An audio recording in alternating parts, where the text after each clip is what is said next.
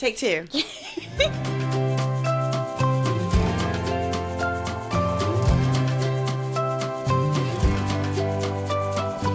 Welcome to the While You Grow podcast with Dr. Courtney Addison and me, Addison Powell, where we will dive into all things pediatrics, occupational therapy, and other important topics around children and development. So, if you are a parent, occupational therapist, student, or just want to learn more about occupational therapy and pediatrics in general, then keep listening.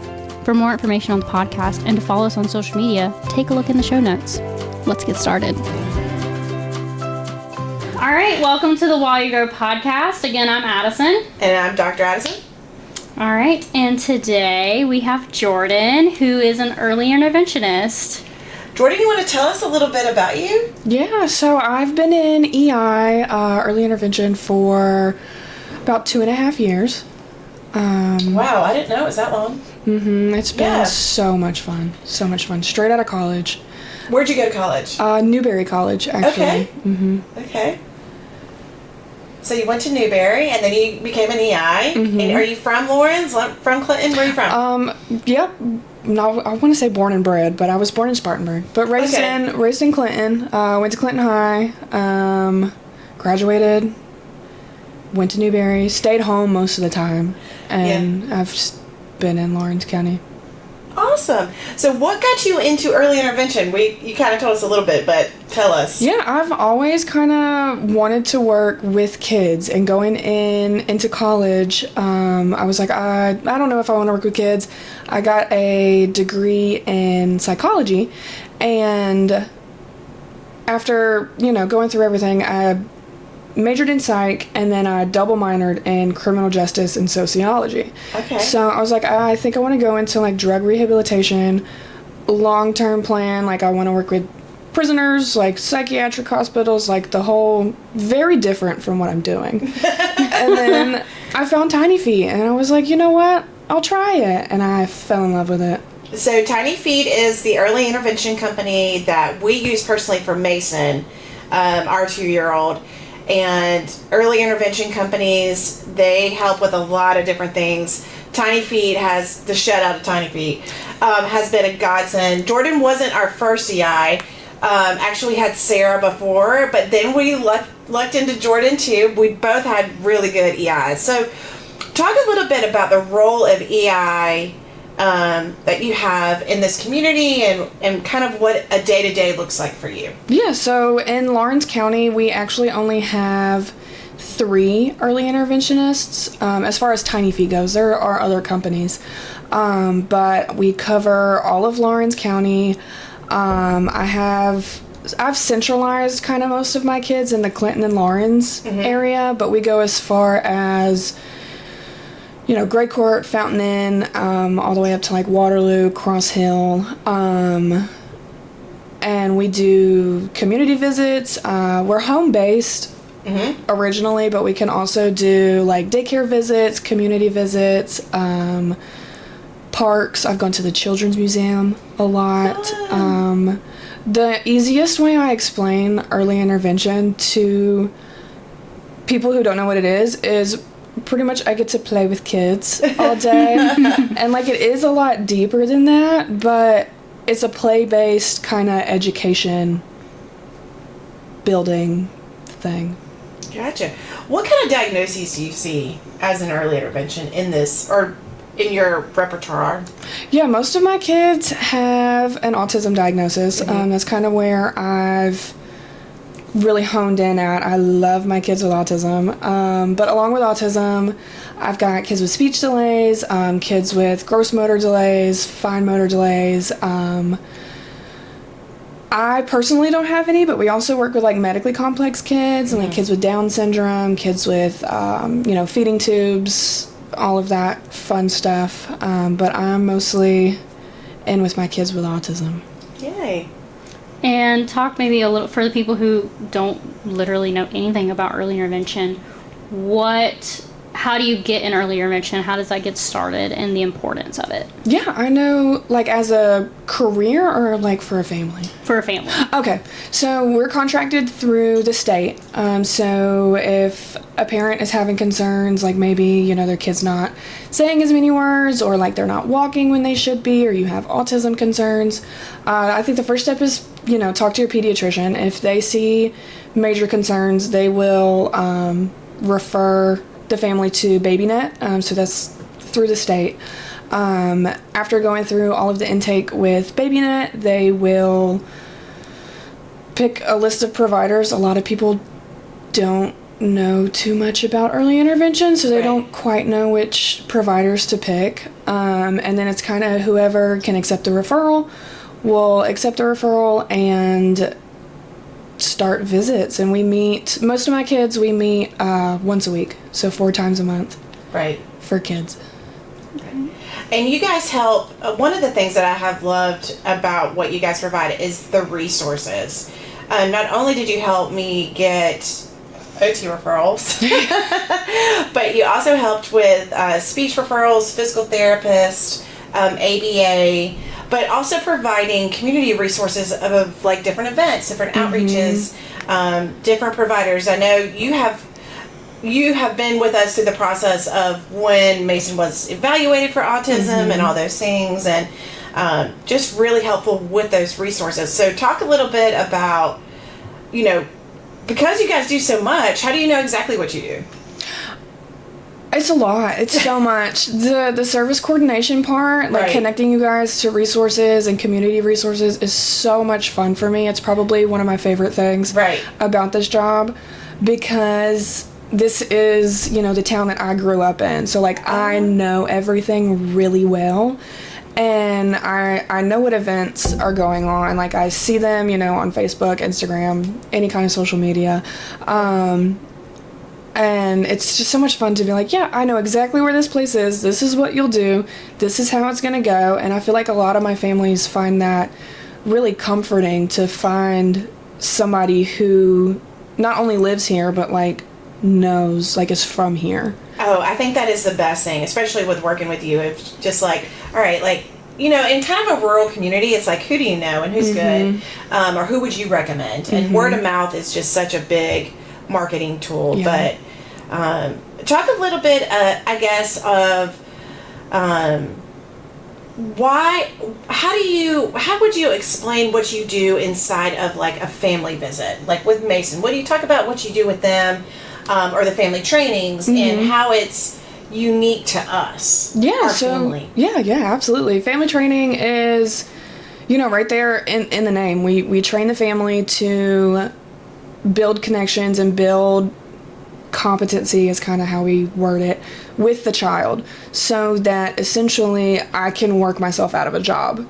So instead of, like, with occupational therapy or speech therapy is going one-on-one with the therapist and the kid, we kind of build that foundation with the whole family.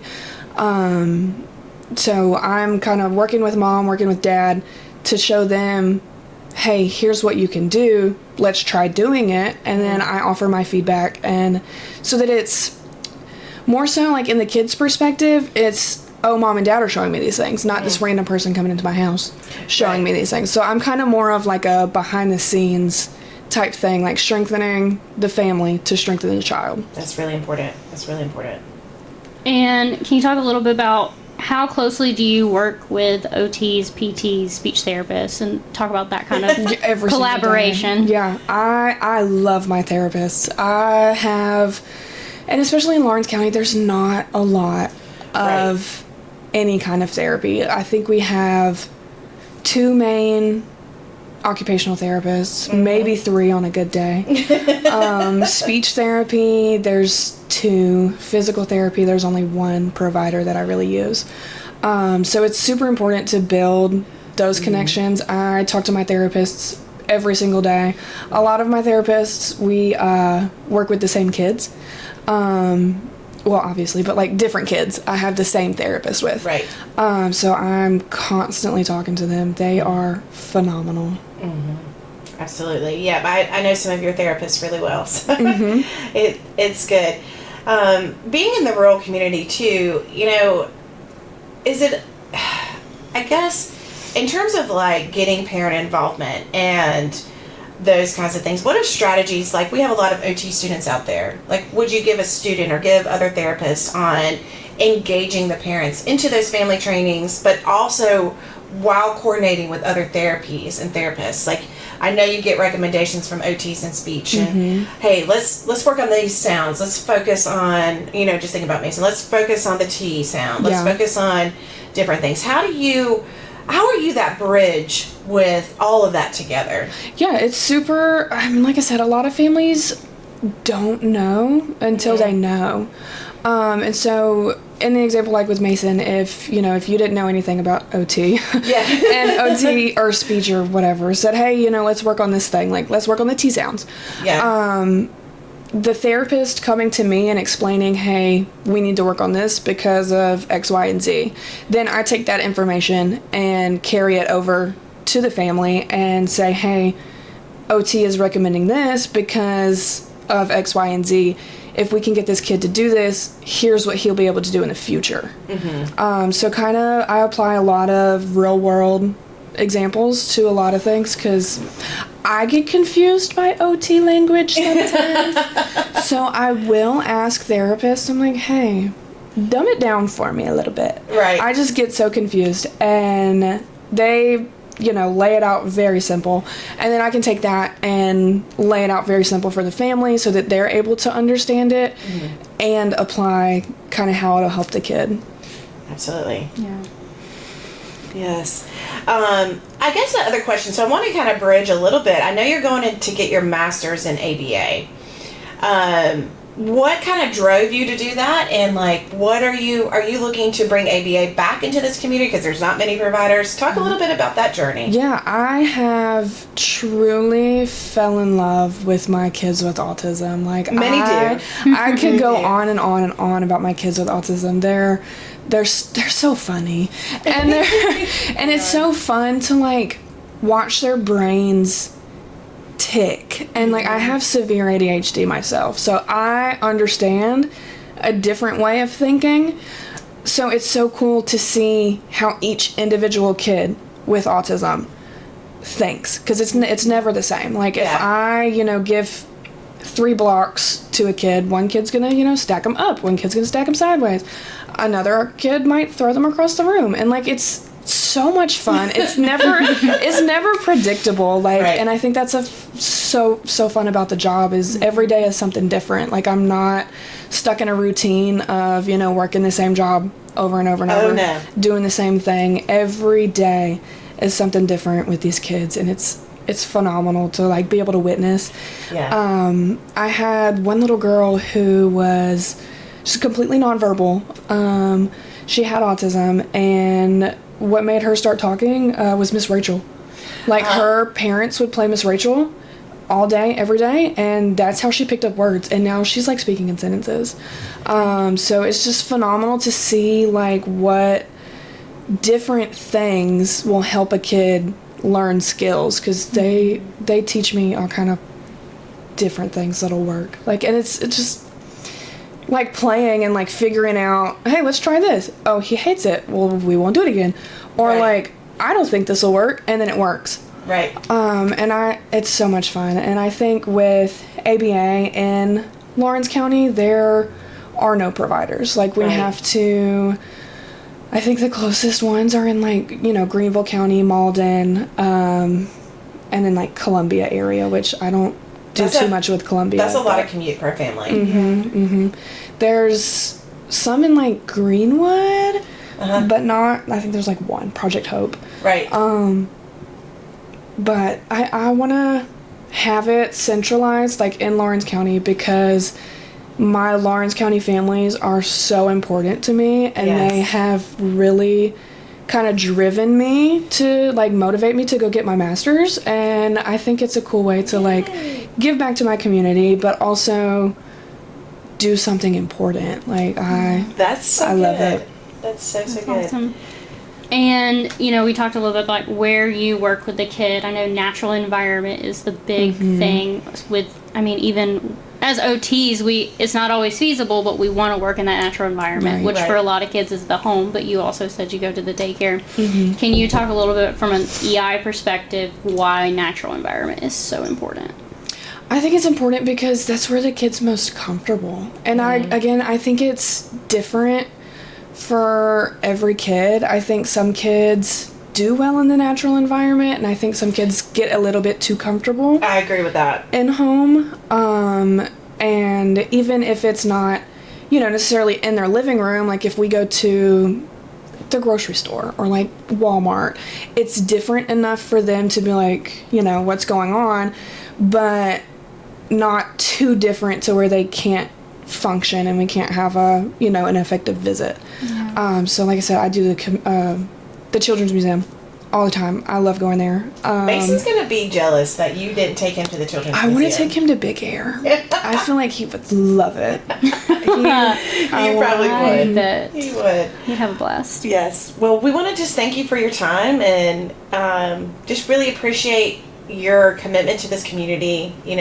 That's what this podcast is all about being a resource for rural communities like Lawrence County, where you have good people that live here that are passionate but just maybe need some more resources. So thank you. Yes. They need all the resources here, and it's great that there are people that are here and want to serve their community because that's what you need. Yep. But absolutely. Thank you again for your time. This has been great. And shout out to Tiny Feet. We love you.